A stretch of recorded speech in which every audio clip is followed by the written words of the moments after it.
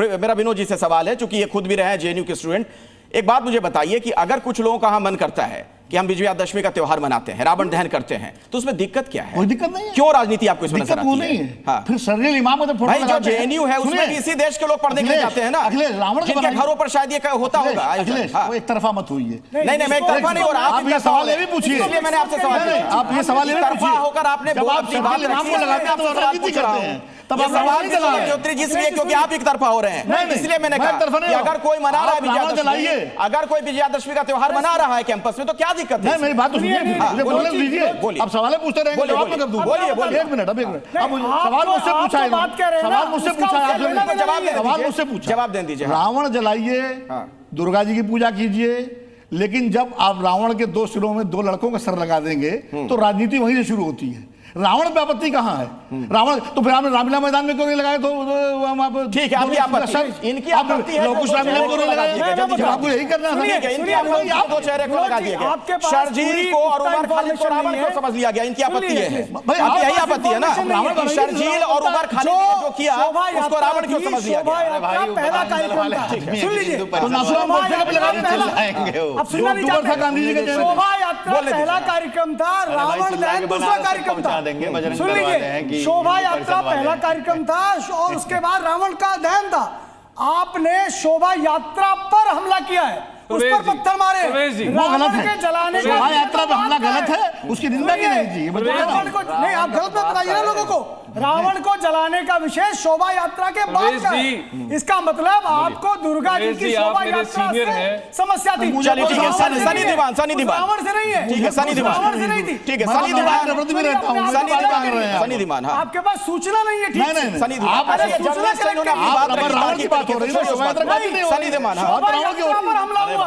शोभा यात्रा पे हमला किया, फायर कराइए, दुर्गा जी पे हमला किया, फायर कराइए, दुर्गा जी पे हमला किया, भाई साहब सनी दीवान नारा लगाए। अरे आइए भाई सनी दीवान जी, आइए बहस में चुप रह जाइए वरना भाई बहस में प्रवेश जी, इसलिए आप गलत मत फैलाइए, आप गलत मत फैलाइए, फायर कराइए, आप सही फैलाइए, सही चीज बताइए लोगों को। शोभा यात्रा पे हमला करने वाला समझ लीजिए सही चीज, शोर मत मचाइए, एक साथ बातचीत मत करिए प्लीज। प्रवेश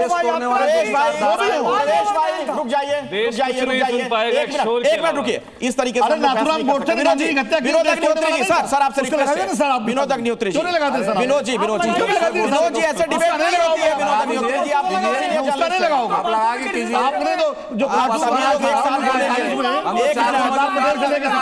आपस में इस तरीके से बोलेंगे जिनकी बात नहीं जा पाएगी। मैं स्क्रीन से हटा दूंगा ऐसे में सभी को, माफ करिए मुझे, ऐसे नहीं बातचीत हो पाएगी। जिससे मैं सवाल पूछता हूं वो जवाब दीजिए ताकि दर्शक तक वो बात पहुंचाए। हम स्वांतः सुखाई के लिए बहस नहीं कर रहे हैं कि हम लोग आपस में बातचीत करके हमें मजा आ रहा है, दर्शकों तक भी बात जानी चाहिए। धीमान साहब आइए। अखिलेश जी, आपने बहुत सही व्यक्ति को बुलाया। मैं यहाँ पर व्यक्तिवाद की बात नहीं कर रहा हूँ कि सनी धीमान ग्रेट है। 2016 में दशहरे के दिन सनी धीमान और एनएसवाई ने रावण का पुतला जलाया, जो असत्य मोदी आरएसएस नथुराम गोडसे का पुतला जलाया। सनी धीमान पर कार्रवाई हुई, प्रोक्टर इंक्वायरी हुई और उसके बाद में क्या हुआ कि होम मिनिस्ट्री की जांच भी हुई, लेकिन फिर भी मैं कहूँगा कि एबीवीपी वर्सेस सनी धीमान या एनएसवाई कभी नहीं हुआ।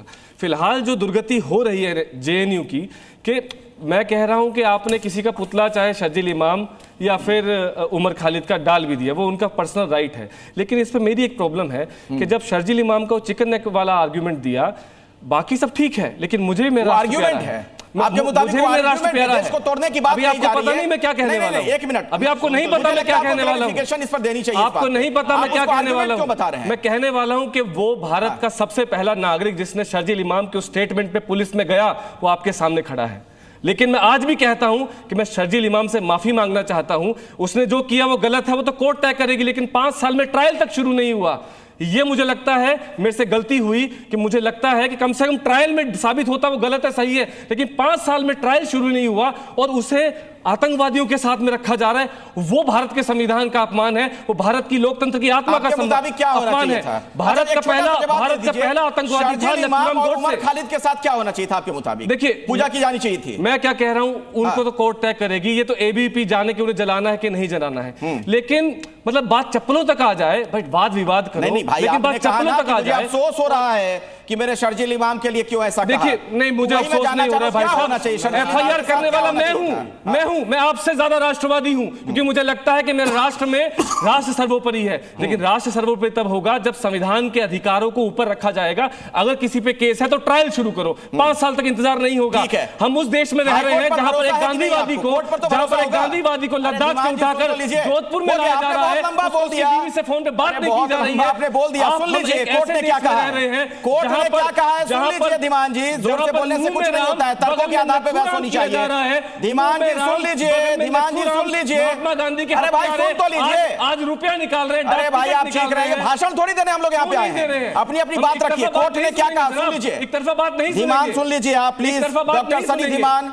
डॉक्टर सनी धीमान सुन लीजिए, हाईकोर्ट ने क्या कहा, मैं कोट कर रहा हूं, मैं फैक्ट पे बात कर रहा हूं। हाईकोर्ट ने कहा कि नागरिकों द्वारा विरोध प्रदर्शन या प्रदर्शन की आड़ में किसी भी षड्यंत्रकारी हिंसा की अनुमति नहीं दी जा सकती है। ऐसी कार्रवाई को राज्य मशीनरी द्वारा नियंत्रित किया जाना चाहिए, यह अभिव्यक्ति की आजादी के दायरे में नहीं आता है। यह कोर्ट की टिप्पणी है, मैं नहीं बोल रहा हूं। बात निकली है तो दूर तलक जाएगी। अरे भाई मैं ये कोर्ट की टिप्पणी है कपिल जी। भाई साहब कोर्ट का जवाब कोर्ट से ही दूंगा। हाँ, अब रुक जाइए, अब आप ही थोड़ी बोलते रहिए, कपिल जी को बोलने दीजिए। हाँ, Delhi high court professor Kapil Kumar, Delhi high court Dhiman साहब रुक जाइए। एस मुरलीधरन नहीं, अब आप अरे आप लगातार थोड़ी ना बोलते रहेंगे। एस मुरलीधरन ने बोला था कि कपिल मिश्रा और अनुराग ठाकुर पे एफआईआर हो। आप स्टूडियो में हैं, थोड़ा कोऑपरेट करिए सनी धीमान, ऐसे बातचीत नहीं होती है। आपका जब वक्त आएगा अपनी बात रखिएगा प्लीज, बात को समझिए। आप इस तरीके से नहीं, छोटा छोटा जवाब दीजिए। कपिल जी बात दीजिए बहस में, शर्जील ने भड़काया, प्रोफेसर कपिल कुमार की बात होने जाएगी। कपिल जी अपनी बात रखिए, कपिल मिश्रा पे आज तक कपिल जी की बात जाने दीजिए ऑनर, कपिल जी अपनी बात रखिए। ये देश धर्म के नाम पर बंटवारा नहीं करेगा। अरे भाई भाषण क्यों दे रहे हैं आप धनी सवार, आप सुन तो लीजिए मेरी बात, आप मेरी बहस को डिरेल मत करिए प्लीज। कपिल मिश्रा भी था, मेरी बहस को डिरेल मत करिए डॉक्टर सनी धीमान, इस तरीके से बहस नहीं हो सकती है प्लीज। आप मेरे मेहमान हैं, मैं आपसे रिक्वेस्ट कर रहा हूं, गुजारिश कर रहा हूं, रुक जाइए आप, बाकियों को बोलने दीजिए। कपिल जी बोलिए, अपनी बात रखिए। कपिल जी अपनी बात रखिए। जवाब, मेरी बात का जवाब नहीं दे पाए। जब मैंने पूछा कि अफजल का जो फांसी लगी थी वो सुप्रीम कोर्ट ने दी थी, ये जो बार बार ट्रायल की दुहाई दे रहे हैं ना यहाँ पे, तो कितने दिन तक फिर आप शुरू हो गए। अरे सुन तो लीजिए भाई, आप बिल्कुल आप सहिष्णुता की बात करते हैं। गुरु का ट्रायल, आप सुन तो लीजिए, गुरु का ट्रायल कितनी देर तक चला था? और जरा मुझे एक बात बताएं, अगर इन्हें इतने संविधान की वो है तो बताएं जरा, साध्वी प्रज्ञा और कैप्टन पुरोहित, कर्नल पुरोहित को कैसे रखा गया था जेल के अंदर? ये किसकी दुआई दे रहे हैं ये?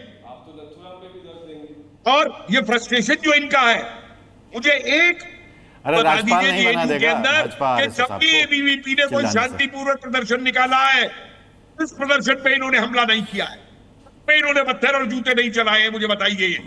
और ये समझते हैं वहां पे ढपली बजा के, नारे लगा के ये देश की आजादी रोक रहे हैं। कितना विष भरा है आपके दिमाग में? करो, ये स्वतंत्रता इस देश की जो कोई बचा रहा है ना, तो सुन लो भाई। अरे दिमाग साहब रुक जाइए, बोले दीजिए पहले, फिर आपके पास आऊंगा। तुम्हारी तरह ये देखने वाले लोग यही है, डबली बजा के रोक, डबली की करते हो वहां पे। देश बचा रहा है इस देश का जवान, 24 घंटे सरहद पे खड़ा होकर इस देश के संविधान और आजादी की रोकता है, बचाता है। और जो आज जिसकी वजह से, उस आजादी की वजह से संविधान का दुरुपयोग करके यहाँ पे देश के युवाओं को का जवाब दे दो।